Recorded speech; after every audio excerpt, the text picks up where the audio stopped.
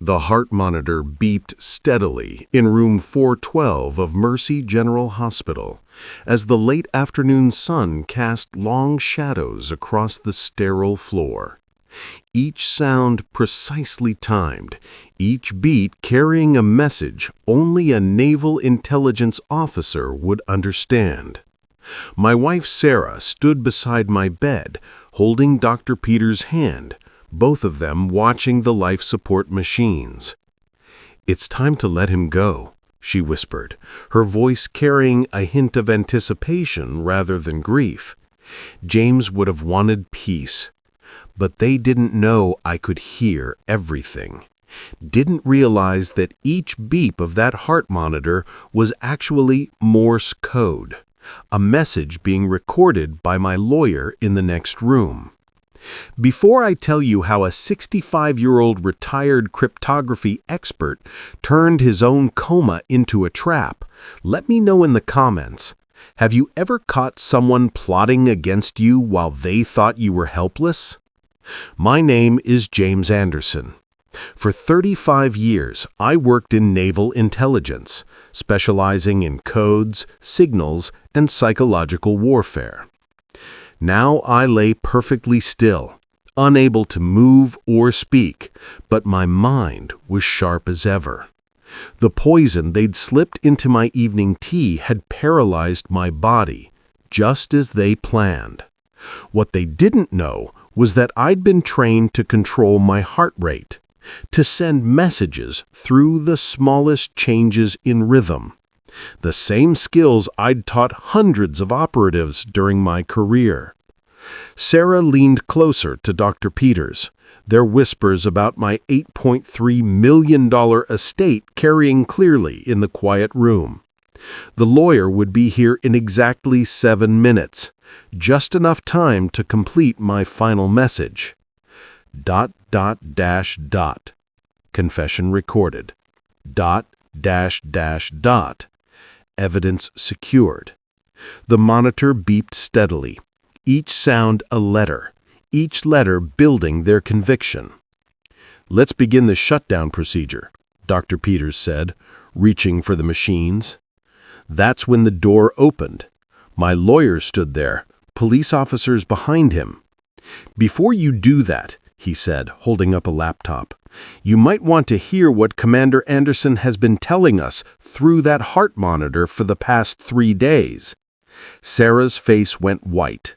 Dr. Peters froze, and the monitor kept beeping, sending one final message: justice. Because sometimes the deadliest weapon isn't a gun or a poison. It's the lifetime of knowledge they thought was lying helpless in that hospital bed. 35 years in naval intelligence teaches you to notice patterns, to see the subtle shifts in behavior that others miss. My office at the Pentagon had been on the 3rd floor, Section D, where we trained operatives in the art of silent communication, Morse code, signal patterns, the subtle language of survival. But now, at 65, I lived in our beachfront home in Virginia with Sarah, my wife of 40 years.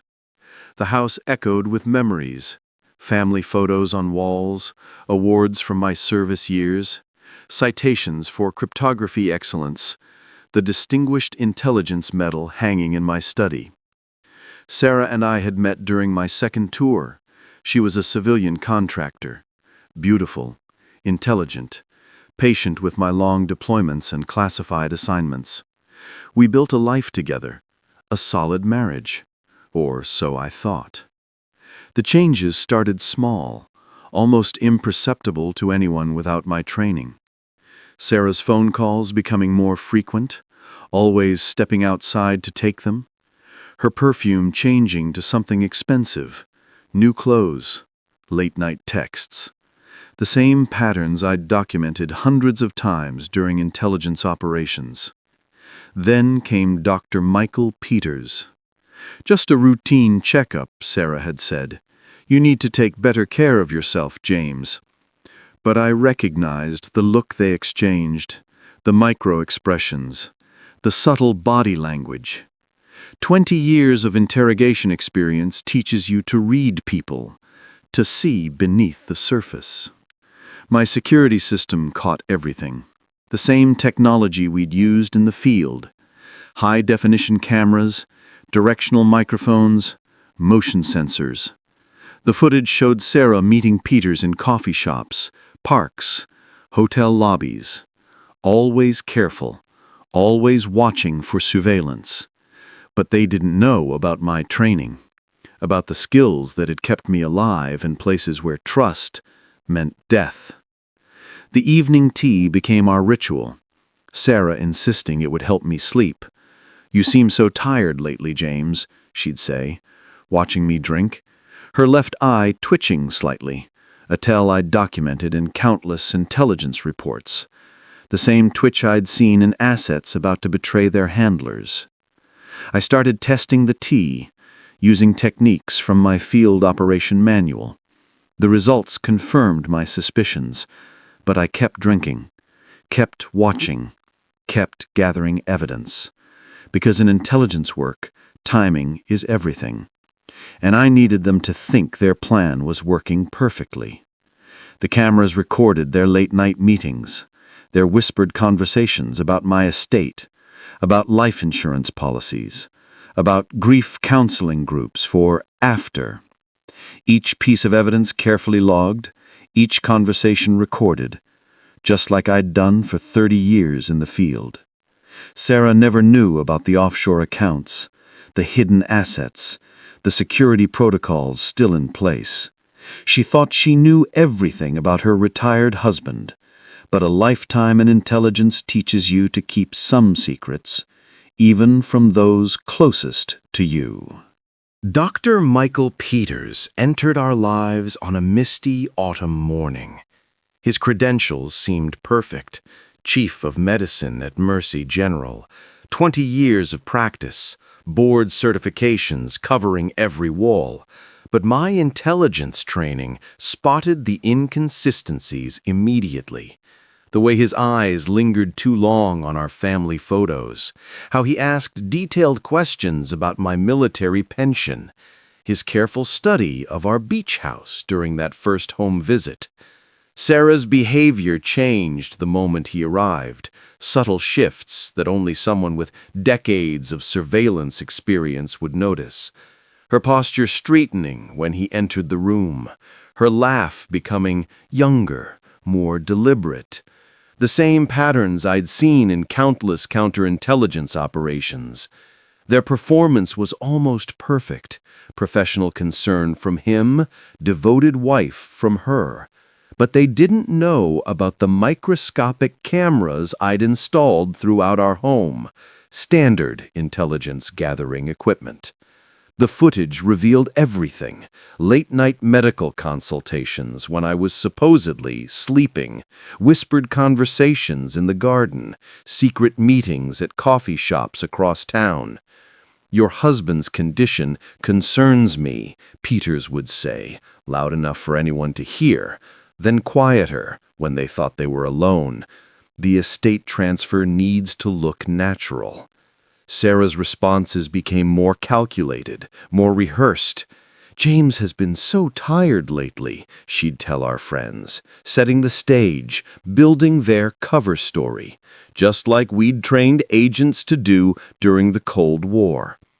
Peters prescribed medications I didn't need, scheduled tests that always came back inconclusive, created a paper trail of declining health. But he missed the signs that any trained operative would recognize. The way I cataloged every prescription, documented every consultation, recorded every whispered conversation. Their plan evolved slowly, carefully. Life insurance pays triple for medical incapacity, Peters mentioned casually during one visit. Sarah's eyes lit up, the same look I'd seen in assets about to turn. They thought they were being cautious, professional, but 35 years of intelligence work teaches you to see the patterns, to recognize the signs, to understand that betrayal always follows a protocol. The security footage caught their first kiss in our garden, their plans becoming bolder, more detailed. The coma has to appear natural, Peters explained. Then after 3 days. Sarah nodded, understanding. Neither of them realizing that every word was being recorded, every plan documented, every betrayal preserved with military precision. Because in intelligence work, the most dangerous enemy isn't the one who hates you. It's the one who thinks they know all your weaknesses. The evening everything changed was deceptively peaceful. A quiet dinner at home. Sarah preparing my usual evening tea. The security cameras recording every movement as she slipped something into my cup at precisely 8 o'clock. The same time she'd chosen for 3 nights in a row, a pattern any intelligence officer would recognize. I watched through hidden monitors as she stirred the liquid exactly 7 times, counterclockwise. Just like the poison protocols we'd studied in naval intelligence. "Drink it all, James," she said, watching me with practiced concern. "Dr. Peters says it will help you sleep." My training kicked in automatically, controlling my reactions, maintaining steady breathing, the same techniques that had kept me alive during deep cover operations. The effects started within 17 minutes. Muscle weakness, blurred vision, controlled paralysis, everything they planned, everything I expected. The security cameras recorded Sarah's phone call at 8:37. "It's working," she told Peters. "How long until—" "Hours," he replied. "Call the ambulance in the morning. Say you found him unresponsive." Their plan was perfect, except for one detail. They didn't know about the emergency protocols I'd already activated, the lawyer I'd contacted, the evidence already secured, or the fact that 35 years of intelligence work teaches you to plan 3 steps ahead. The paralysis spread slowly, just as designed. But my mind stayed sharp, clear, focused. Sarah called the ambulance at exactly 7:15 the next morning. Perfect timing, perfect acting. "Please help," she sobbed into the phone. "My husband won't wake up." The paramedics arrived at 7:23. Peters was already there. "Suspected stroke," he told them professionally. "I'm his primary physician." They rushed me to Mercy General, room 412, critical care unit. The heart monitor connected at 7:45, the same type of equipment we'd used for covert communications during the Cold War. Sarah held my hand, crying for the cameras, for the nurses, for anyone watching. But the hidden microphone in my hospital gown caught her whispered conversation with Peters. "3 days," he said. "Then we'll suggest removing life support. The estate transfers immediately? Everything." They didn't realize that every beep of that heart monitor was a message, that every rhythm was a carefully coded signal, that their entire conversation was being transmitted in Morse code to my lawyer's office. Because sometimes, the best defense isn't fighting back. It's letting your enemies think they've already won. The investigation unfolded from my hospital bed like a silent intelligence operation, every beep of the heart monitor carrying coded messages to my lawyer, Thomas Wilson, who'd served with me in naval intelligence 30 years ago. The same man who'd helped crack Soviet communications in '89. Now he sat in the hospital room pretending to read a newspaper, recording every signal, translating every coded rhythm. My body lay motionless, but my mind worked with military precision, cataloging every conversation, every whispered plan. Sarah visited 3 times daily, Morning, afternoon, evening. Always with Peters arriving exactly 7 minutes later. Their conversations growing bolder as they thought I lay helpless. "The estate is worth $8.3 million," Peters whispered during their afternoon meeting. "The life insurance pays triple from medical incapacity." Each word captured by the directional microphone hidden in my pillow. Each detail transmitted through subtle changes in my heart rate. ... times, ... dates, ...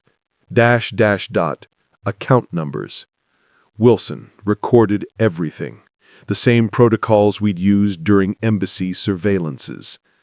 The hospital's security cameras caught their meetings in the cafeteria, the parking garage, the hidden alcove on the 3rd floor. My lawyer's team photographed everything. Document drops in Peter's office, bank transfers to offshore accounts, travel arrangements to countries without extradition. The evidence mounted hour by hour, day by day. Sarah's mask slipped more frequently as the deadline approached. 3 more days, she told her sister on the phone, not knowing the conversation was being recorded. "The doctors say he's brain dead." But the EEG showed perfect cognitive function. Every spike a deliberate signal, every pattern a coded message. Peters grew confident, careless, left prescription records in his office, transfer paperwork on his desk, the same mistakes I'd seen targets make during surveillance operations. My lawyer contacted the FBI's Financial Crimes Unit, showed them the evidence building in real time, the coded messages revealing bank accounts, meeting times, poison protocols. The same techniques that had exposed foreign agents now unveiled domestic betrayal. The hospital staff followed their routines, changing IVs, checking vitals, not realizing that every medical record was another piece of evidence, every test result another nail in their coffin. Wilson coordinated with hospital security, positioned cameras, planted microphones, the same methods we'd used to secure embassies. The investigation expanded. Peter's other patients, similar cases, a pattern spanning 3 years, 7 attempts, 2 successes, all leading to this moment, this room, this trap. The preparation phase activated at precisely 6 in the morning on the 4th day, every detail coordinated through coded heart monitor signals. Wilson had positioned recording equipment throughout room 412. Microscopic cameras in the overhead lights, directional microphones in the air vents, the same setup we'd used during embassy operations in the 80s. The heart monitor became my primary communication device, each beep carefully controlled, each rhythm carrying specific intelligence. ... signaled times, ... indicated locations, ...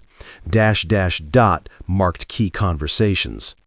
The FBI team, led by Agent Martinez, who'd worked with me on counterintelligence operations, monitored everything from a room down the hall, their equipment recording every fluctuation in my vital signs, every whispered conversation between Sarah and Peters.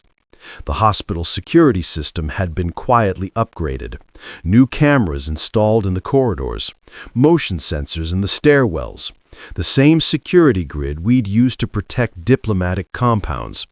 Sarah arrived at 8:47, earlier than usual, nervous energy visible in her movements. Peters followed at 8:54, their conversation picked up by 3 separate audio systems. "Everything's arranged," he whispered. "The offshore accounts are ready." My heart rate transmitted their exact words in Morse code, Wilson's laptop recording every detail. The FBI's financial team traced the money. $2.3 million already transferred to a Cayman Islands account. Another $1.5 million scheduled to move after my death. The hospital's legal team had been briefed, their documentation perfect. Every test result, every medical record, every visitor log, creating an ironclad case. The same attention to detail that had exposed foreign agents now trapped domestic betrayers.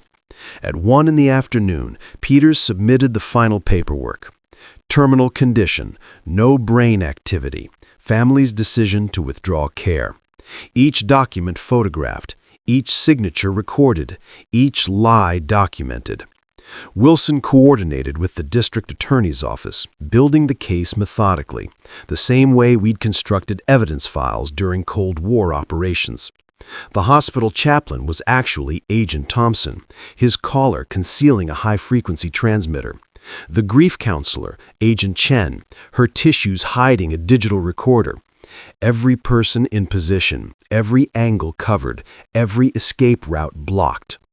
Sarah and Peters planned their final move for 3 in the afternoon. The merciful ending, the grieving widow, the compassionate doctor. But they didn't know about the federal agents in the janitorial uniforms, the SWAT team disguised as hospital maintenance, the prosecutors waiting in the hospital conference room. My vital signs remained steady, controlled.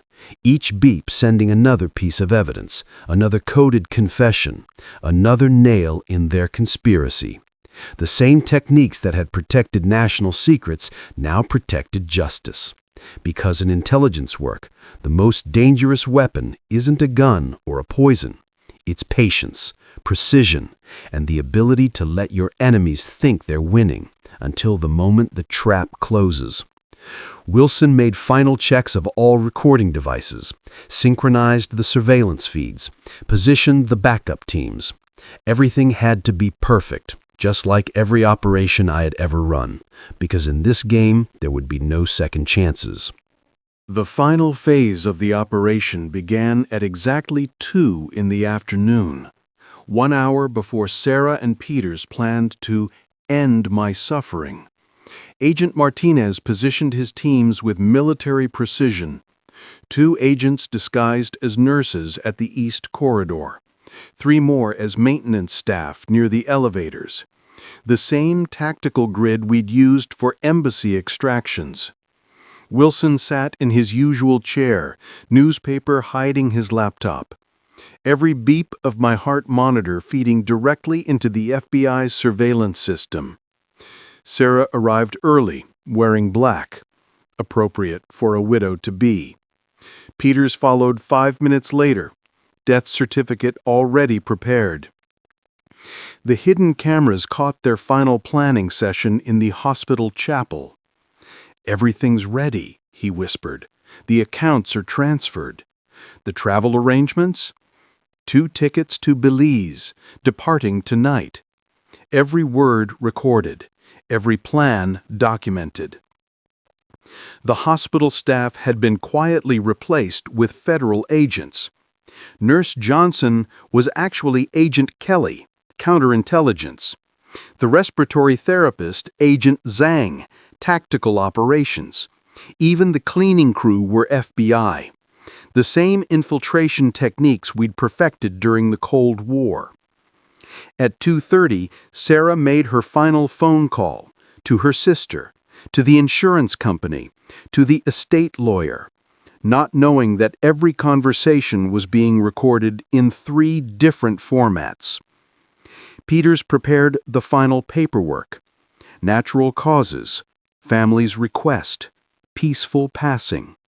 His signature perfect, his documentation complete. Just as they'd planned. The trap was set with precision. Motion sensors activated, cameras rolling, audio systems recording. Every exit covered, every contingency planned.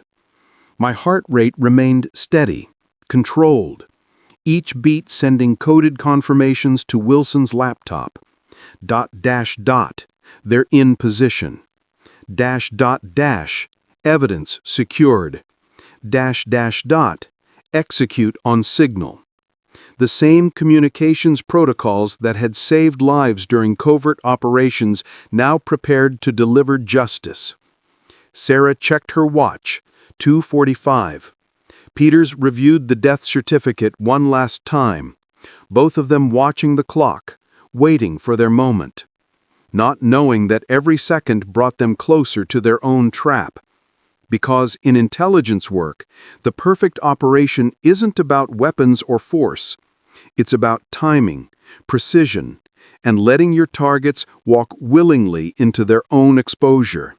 At precisely 3 in the afternoon, Sarah and Peters entered room 412 for their final act.